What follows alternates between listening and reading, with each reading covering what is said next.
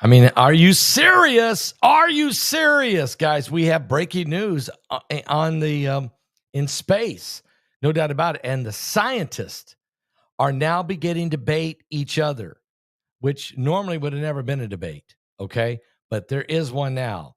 Interstellar object could be a spacecraft, and the reason is because of its size, what it's doing, its acceleration. It's anti-gravitational acceleration. Its nucleus is moving like it's alive. That the amount of light it's projecting, like a headlight coming at us, no tail like a comet, different materials coming off of it. I mean, this is crazy. Let me just tell you about that. And guys, if you want to get your ticket now, the Avi Loeb is shaking up the globe. And I interviewed him. He's in this webinar. It's a full interview. You'll see it all on this webinar. I'm just reading he's everywhere. Every news, CBS, NBC, ABC, Fox, CNN, everywhere, internationally. Well, this interstellar object was caught emitting mysterious metal that suggested it's a technological origin. Check this out. An interstellar object, which we know is Atlas 3I, speeding through our solar system, has been spotted spewing metal unlike anything seen in a natural comet.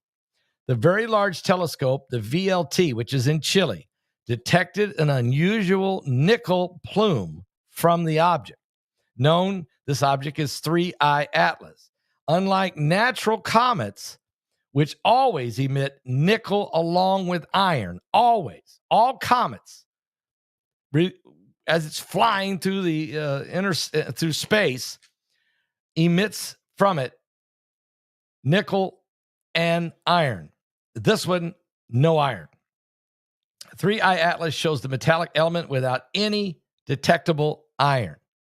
Harvard physicist Avi Loeb highlighted the anomaly described in a new study, noting that this nickel signature is a hallmark of industrial production of nickel alloys. In other words, if you took nickel and made it and put it into an industrial machinery, if you were making something out of the nickel, the plume that would come off the nickel is what's coming off this object.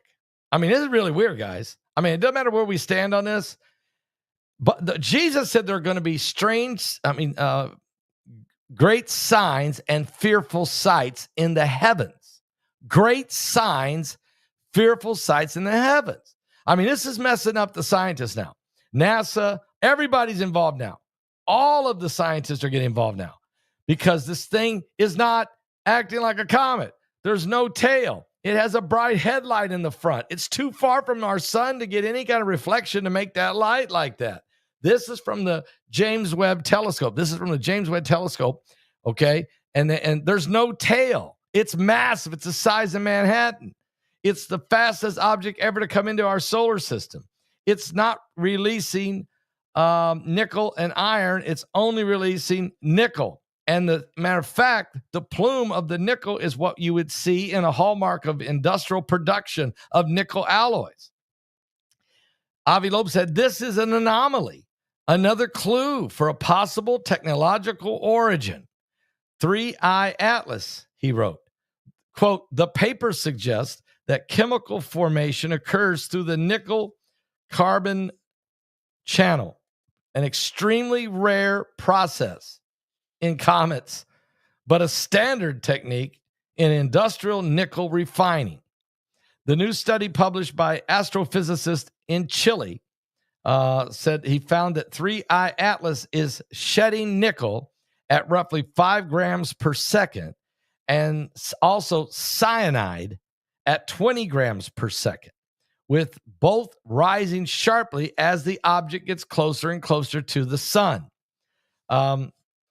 Researchers also noted that the mechanisms driving these emissions are not typical of a natural comet and a comet process. In other words, Where is it getting its power and acceleration?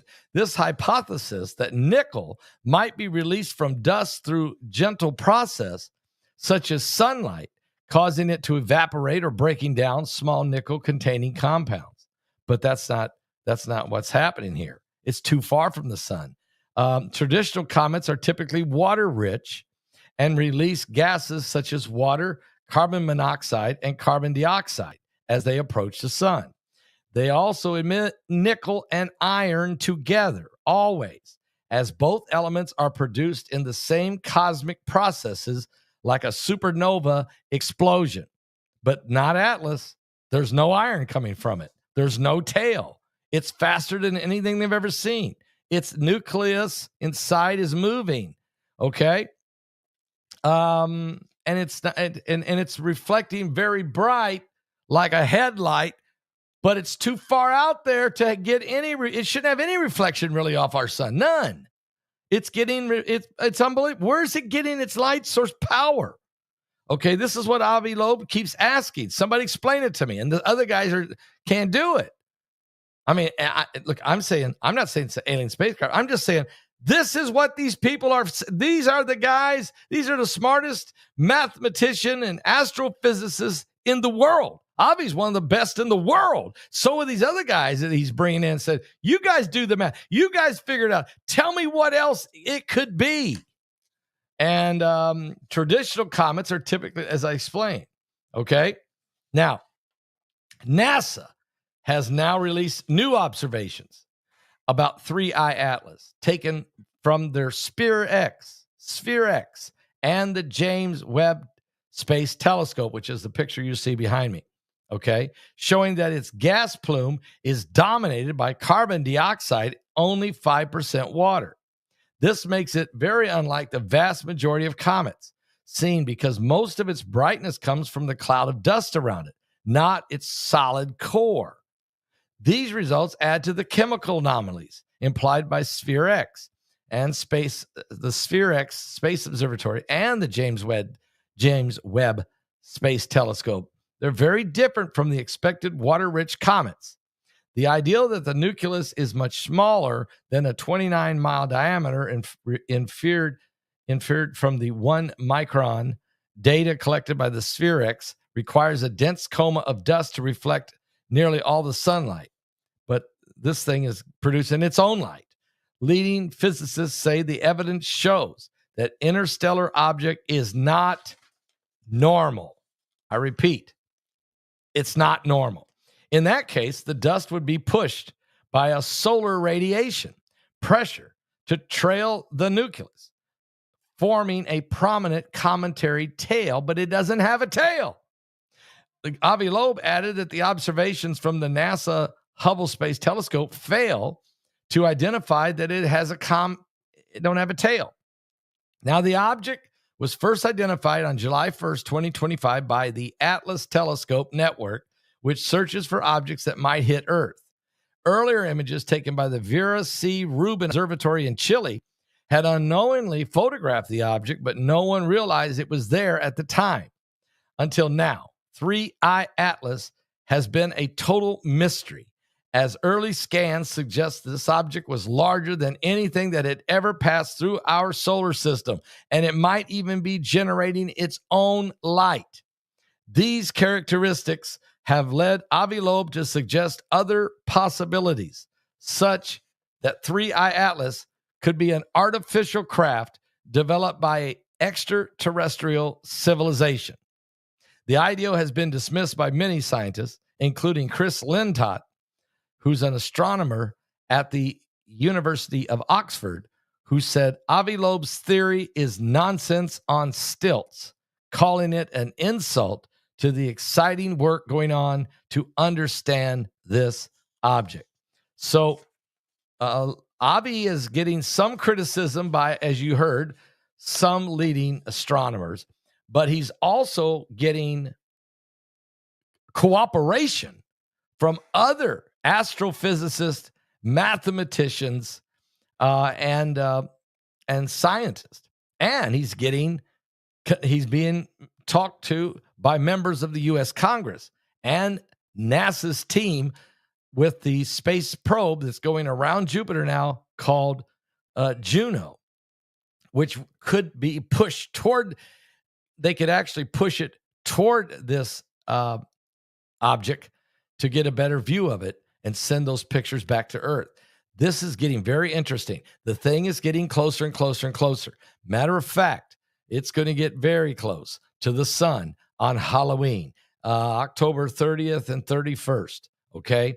It will be its closest point to the sun. It's also going to do some other weird stuff. And that is, it's going to go near miss 3 planets. It will also be visible from telescopes from the Earth. Okay. Let me just, Avi Loeb's interview. Here's what I want to say. In the webinar, Avi Loeb breaks this all down, but he does it in a way in layman's terms so that I can understand it. And that should help everybody else. Because if I can understand it, then it's going to help everybody else. I don't know what this thing is. I know it's something that we've never seen before. It's acting like nothing we've ever encountered. It's coming from another world. It's racing and into our world.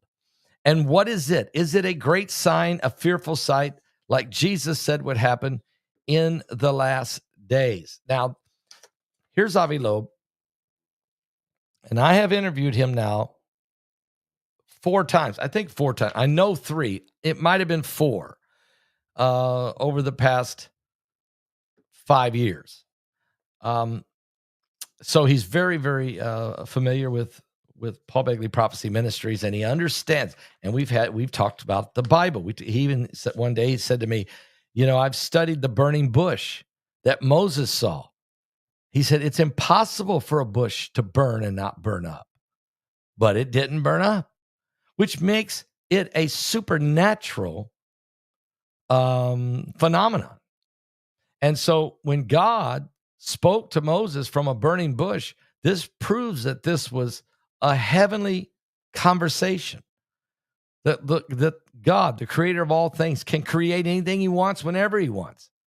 So why are we shocked that there will be things that could be out there? Now, these interviews I did with him was because of Uma and because of Boris 2I, but now this is Atlas 3I. Now, according to reports, Harvard scientist believes an interstellar comet could be an alien craft. We should put all possibilities on the table, he said. Now, he says 3I Atlas could be alien craft. We should put all the possibilities on the table, that it's a rock or a comet or something else until we get the truth and the evidence. The data will tell us what it is. Let's be patient.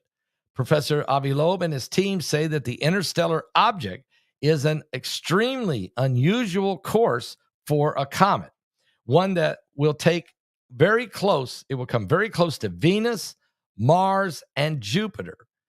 Avi Loeb said the object appearing to be intelligently directed, because the odds of something coming through our solar system and near missing those 3 planets has a 1 in 20,000 chance.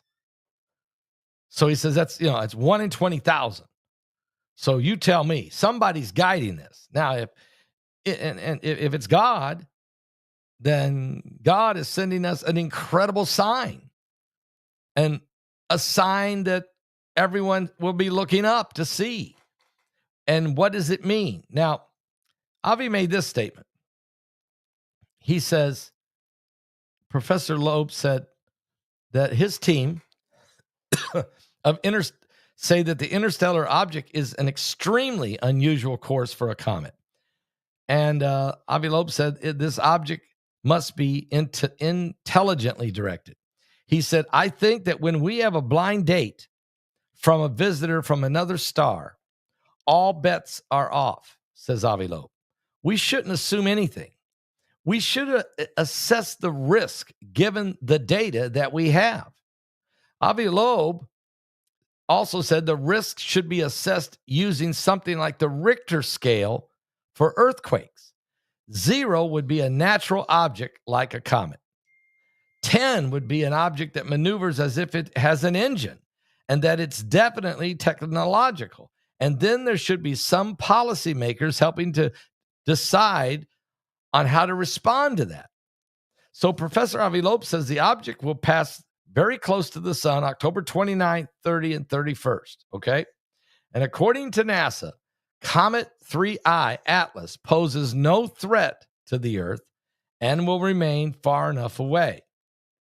But, Avi Loeb says, but we see a lot of houses on this cosmic street that just, they look just like ours. Analogs of the Earth's sun system. Avi Loeb said, I think it's very arrogant of us to assume that we don't have any other neighbors. So, wow. And I tell you, his interview is so incredible. And then I got thinking about this whole thing. So this webinar that starts tomorrow night at 6 p.m., it gets released. You can go get your tickets right now. Get your tickets. Get the ticket. Don't miss it. Go to paulbegleyprophecy.com. I was thinking about it, though. I was thinking about these gentlemen, experts, Stan Deyo, Gil Brazard, Agent X, Mike from Around the World, BP Earthwatch, Avi Loeb, the Harvard astrophysicist professor, the map that Mike from Around the World gave. And I just did a 30-minute presentation explaining what you're seeing on that map for you. BC Begley on Apophis. I got thinking about this. How that planet Earth, third rock from the sun, created by God out of his own hands, spoke the world into existence. Is this thing that's coming a sign from heaven of a great sign, a fearful sight? When Jesus said in Luke 21, there shall be signs in the sun, the moon, and the stars, and distress of nations with perplexity. The sea, the waves will be roaring, and men's hearts will fail them for fear, for looking after those things that are coming upon the earth, for the powers of heaven will be shaken. Now, in the book of Hebrews, let's just read it, 2 verses.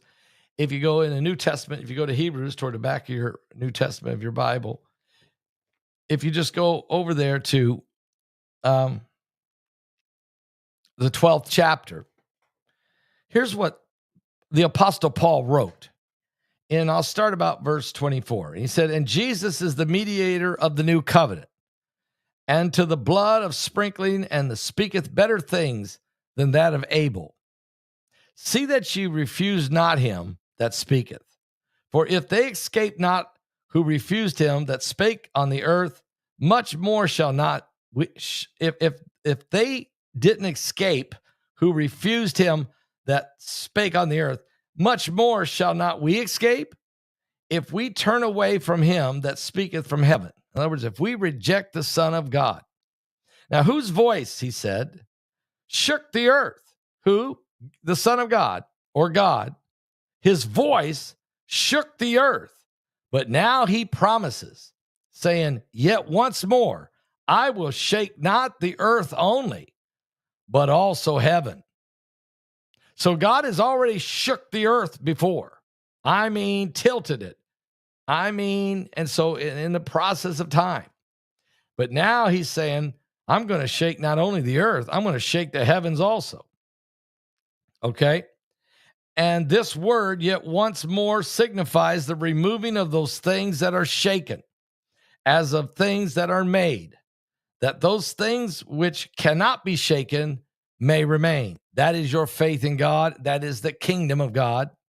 You will not be shaken. Wherefore we receive a kingdom which cannot be moved. Let us have grace, whereby we may serve God acceptably with reverence and a godly fear. For our God is a consuming fire. I'll be back with more. Hang on.